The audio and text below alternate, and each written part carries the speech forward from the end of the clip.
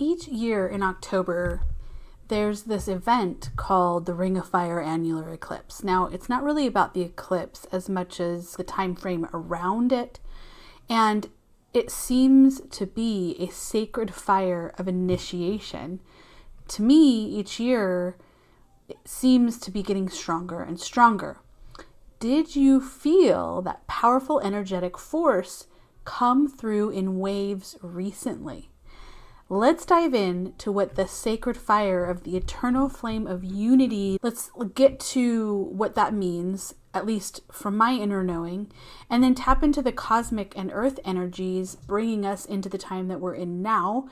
We moved in through the time of our world where one hemisphere moves into the light, the other half moves into the darkness, and these are respective times of Samhain and Beltane between the two hemispheres, and the veil between the two halves actually thins.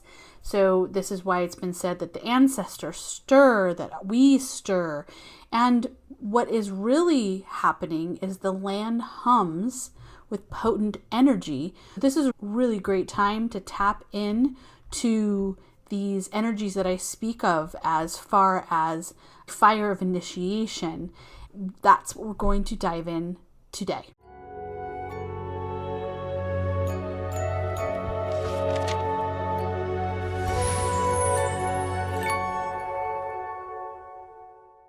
As I mentioned, October is a powerful time. And when I think back, long time in my life, October has always felt like this month of initiation. So it's always been that way for me.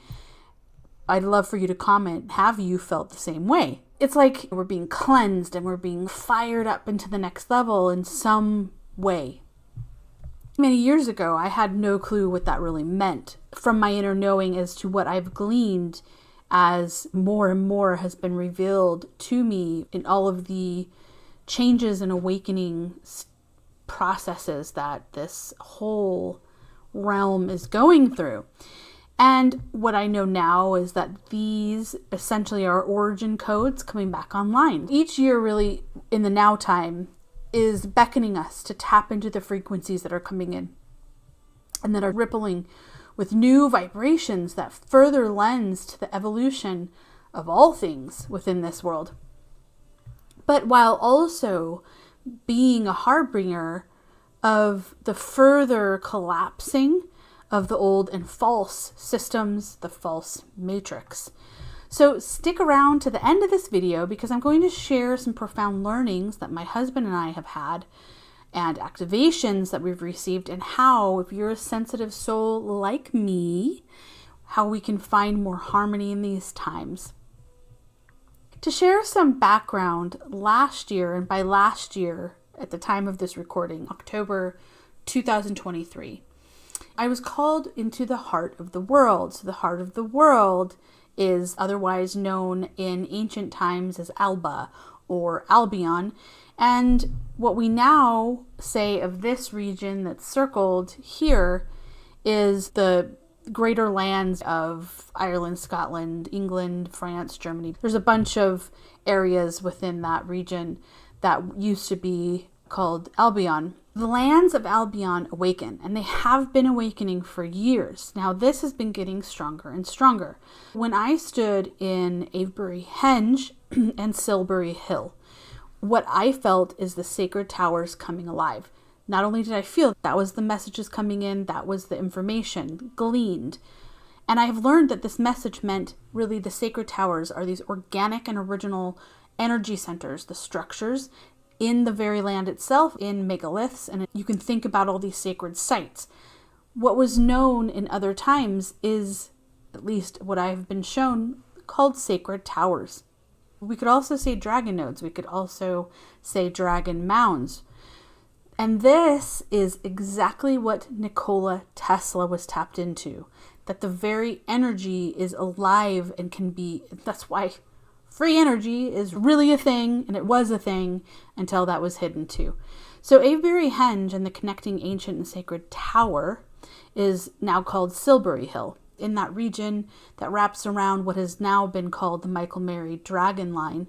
It's Avebury Henge, Silbury Hill, and the Glastonbury Tor, and Isle of Avalon. So all of that region truly has been very crucial in the evolution and the bigger picture of many aspects of what has been coming alive within our world, and assisting in breaking down all the false structures, the false energetic grid, which is the false matrix, and all of these old energies that enslaved. And that's why there's a revitalization of, or a reclamation of, these organic and original origin codes. So the stone megaliths of Avebury Henge, they are some of the most powerful, and that is going to be again a massive galactic hub. So there are parallel dimensions of higher dimensions and densities that these kinds of sacred areas are connected to. Of course, that region is not the only region. We have these regions all over the world. But these really big awakening activations of the grid, of the organic grid, are happening in what was known as Albion, and then firing off in all these other locations. Truly, the energetics of this area are supporting the earth and all beings here who will be replenished through the awakening of the land and the awakening of this organic grid.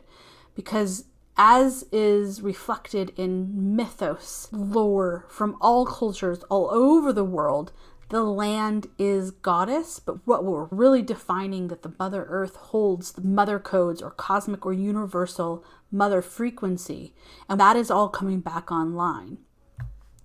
So the Ring of Fire on October 14th of 2023 marked a powerful choice point time. And so they were energetic goalposts, and that took place basically in between two cosmic events, which is the Ring of Fire Annular Eclipse, which in 2023 happened on October 14th, and then there was a partial lunar eclipse on October 28th, 2023. Now, the interesting and intriguing fact about all of that is that it was imperative that I was there in the region of Silbury and Avebury in between those dates on a very specific date, very specific location. And the way that I got there was the crop circles was a map leading the way. And I needed to receive the codes and energies in the sacred land and in the spiraling energies that are pouring in and consisting of higher frequencies. Now, I actually didn't know when booking that trip that it would be like this perfect window. But once I came back, I was able to see with clarity the magnitude of all of that timing. So if you want some more details about all of that and all of the things that I gleaned from that time frame in that window of time, please do watch the other video called Energy Update for Samhain and into November 2023. What timeline do you choose? That will give you a little more insight as to what I'm speaking to. Now, I say all of that to now move into the cosmic energies of the 2024 October timeframe, because on October 2nd, 2024, that's when the Ring of Fire eclipse happened this year. Now, this is an interesting timing, and it took place right after Hurricane Helene made a landfall, which happened on the evening of September 26th, lasted throughout the weekend. And so where we're at in eastern Tennessee, the river valleys, honestly, the river valleys within the 100-mile radius were hit so hard. Some areas here in eastern Tennessee and North Carolina were actually totally wiped out. So the southern Appalachians, as I was told that that's the right way to say it, Appalachian. So normally this region is very protected from these kinds of things. A flood has happened before, but this was unprecedented. And we'll have to get into the reasons as to why it wasn't protected. But that's another topic. The Ring of Fire of Eclipse really isn't the focal point. What comes in and around or after that time frame. And what is really important to talk about is the energies coming from the sun. If we look at October 2023, for example, the levels and changes of evolutionary and awakening codes that were coming from the sun are amazing. you can see from this that I'm sharing here, dramatic changes in just a couple of years, 2021 to October 2023. So you can just see the beauty, and I could go into a whole lot of things around what's really happening and what kinds of things are emanating. There's shapes and symbols coming from the sun. Then after the annular eclipse event in October of this year, 2024, the sun did this. Okay, so again, what we're looking at, what I'm trying to portray here is the sun from 2021 to October 2023, it's massive changes. Then, after the annular event in 2024, here in October, the sun put out the most intense solar flare in 7 years that's ever been at least captured. The sun is doing amazing, magnificent things. And so why this is relevant to our topic, the fire of initiation, of unity and true service to others, you're probably wondering how it's even relevant. But the fire of initiation and the unity that I speak of here is really, what we're getting into is it's about the sun. It's about GodSource, about, say whatever you will, God's source, creator, and then also the sacred energies. So from the earth, we have heavens and we have earth and we have the sun. So these are all igniting. And then you have, of course, the stars and the planetary aspects. But really what the sun and all of these awakening sacred lands are doing is they are igniting the very codes within our bodies. So the week of the annular eclipse and this massive solar communication that I just showed you, which again, this was all boom, boom. So you had Hurricane Helene, which was horrific. Then you had, boom, the Ring of Fire annular eclipse. Then boom, after that day, literally this most intense solar flare in 7 years happened. So that week was like, I felt fire coming in through the crown, through my body. It was literally like it was just being poured in from everywhere, everything. And it was a positive, beautiful initiation. And it was a beautiful initiation into unity. And so this is really what I'm getting to at the core, because both myself and my husband, Mark, we literally just got lit on fire from within, from above. We just felt this massive message to forge in action. And as the Hurricane Helene, the trees fell, so many, I just can't even describe to you, which I'll have to go over some other time. The water was rushing in, wiping lives away. Then these cosmic events activating, we felt that. And we felt that deeply. And so what I would say is that this is the guardian, this is the protector codes getting activated even further. It was literally melding with all of life. It's like the consciousness that I was started melding into everything, into the trees, into everything. And then it was initiating action through true service to others. Now, I'll let Mark speak on his experience some other time because we are creating a new channel soon, but I just want to share from my lens and my seeing. These were very powerful light codes from the sun and the energies that are lifting the veil of the false and awakening the new. And the sun has always been more than what many have considered. And when we look at this concept of unity, this unity has been called, unity has been called so many things when we're looking at it through a lens of consciousness, whether it's Christ consciousness, Christos consciousness, Christic consciousness, Christic consciousness. Essentially, what we're really looking at here is these vibrational frequencies that are coming through all of these things happening. So the sun is boosting consciousness, and so is the earth. So is the planetary being. There's this activation that many of us came in, and when we are activated in all of this wisdom, we know it's happening. We feel it. And maybe sometimes it takes time for us to integrate this all together because it's a lot. It's a lot.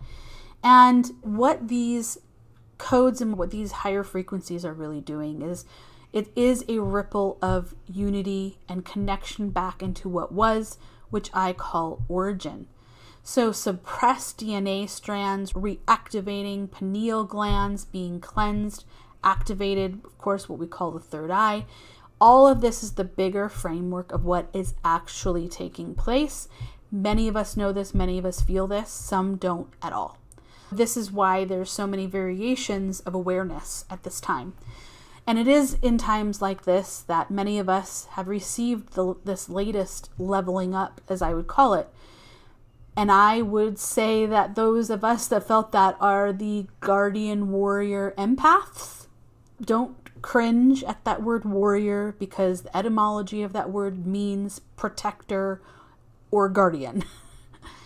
Mark and I really both felt this, and it was an emotional overwhelm because we felt the loss of many trees. We felt that there's just something grander going on, and we saw into some of the things going on with those trees. So I'll get into that another time.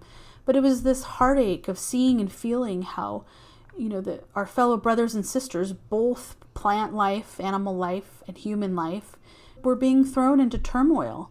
And some of us just feel that, and that is what we're here to do. And then some just do not. So in this information I'm sharing, I'm speaking to those that felt that felt this leveling up, or perhaps feel something and just weren't exactly sure. And I just want to share our experiences because this is how we can connect. So this emotional pull, this lighting of a fire from within, that was truly, it felt like a next level awakening in terms of how we can truly help fellow humans, how we can help fellow animals and trees and so forth. And of course, how we can help the beautiful being that we call Earth push through this time. Because the more that we come around in this kind of unity, that has such a massive rippling effect that truly will change everything faster. So I want to share that if you feel emotional overwhelm from the turmoil that the earth feels, well, I see you and we are you, and the fragile state of just the everythingness can feel like a constant weight on our sensitive souls, because some of us are here to feel nature's pain profoundly because we're allowed to feel that deep sorrow, because what that then can mean is we flip that, we transmute that. We can also contribute meaningfully to the healing without feeling overwhelmed or burnt out, because there's purpose on purpose in purpose for that. And both my husband and I, what we felt like it's our job to realize how not to struggle again, because it was a struggle that week. How can we activate? What can we do? It was this huge leveling up, and then not really having all the steps in place to be able to forge into action fast. But it was such a great opportunity within that for us to have the realization of, okay, now we know what we need to do. Now we know other ways in which we need to bring things to life. So now we can forge our way, discover from within how to flow through the struggle to find harmony between that awareness and action. So forging and flowing. And so it's about how to channel our empathy into impactful yet sustainable efforts. Don't burn ourselves out. And sensitive souls like you and I, if you're watching this up to this point, we find ourselves at odds with mainstream values, obviously, or even lifestyles that prioritize consumerism over conservation, materialism over what really matters. There are guardian codes. Some of us came in with them, some of us didn't. Starseeds and all those words, some of us came in with different codes, right? So I feel that we just need to unite in our unique ways, because some of us will feel these codes, some of us will not. I want to just highlight that these guardian codes, if you felt them, if you see into them at this moment, then I see you because I am you. And there's a lot of wisdom that comes from that connecting point to be like, oh, okay, I know my people on a deeper level now. I got this. Okay. That's really profound wisdom. We might also experience loneliness because these expressions and our values maybe aren't widely shared. And I know that all of us that feel this deep, profound love for the natural world and all these elements within it and the protector, the guardian energy, we crave connections with huge-hearted individuals. Mark and I, we feel that too. Weaved into these guardian codes that we hold and that we came into this timeline with, we often can internalize global suffering and injustices. And it doesn't matter what that's related to. Maybe it's social inequality, animal cruelty, humanitarian crises. What we have is a heightened sensitivity as guardians, as protectors, within that consciousness field, or we could say within that stream of light. And that means that news about such issues can really disrupt our emotional stability. But when we look at what's really going on with the sun, and when we think about the awakening sacred lands of this realm, bringing back the beauty and the natural and organic, then we can take that in and say, okay, it's all going to be okay. And now I know there are others like me feeling these codes awaken too, and we can connect and forge a new path in that energy, in that light, in those frequencies, in those vibrations. That is powerful wisdom to also know. And what I have seen is that when we can really feel into this true service and into this unity, when we integrate the wisdom of nature into our daily lives, this really feels like a profound shift and a profound connection that just has to take place. So if you're like me, we aim to embody the principles of nature in our everyday actions and our decisions, and we strive to live in harmony with the natural world. And we want to foster a deep sense of gratitude for this being that we call Earth. We feel and know that we were called into being what I would call custodians of the planet. And we wish to create a ripple effect of not just environmental consciousness, but unity consciousness. Because when people remember that we are entangled with the very fabric of life in the earth, with the animals, with the plant life, with the trees, etc., that changes everything. Because then you know that you don't go poison something that you're entangled with. Big, huge shift, I think, would happen as this can ripple out more and more. If you resonate with this, I'd like to invite you to join us. There's workshops that I do in reverence for the natural world, and I'm doing ritual and ceremony workshops, classes, and events.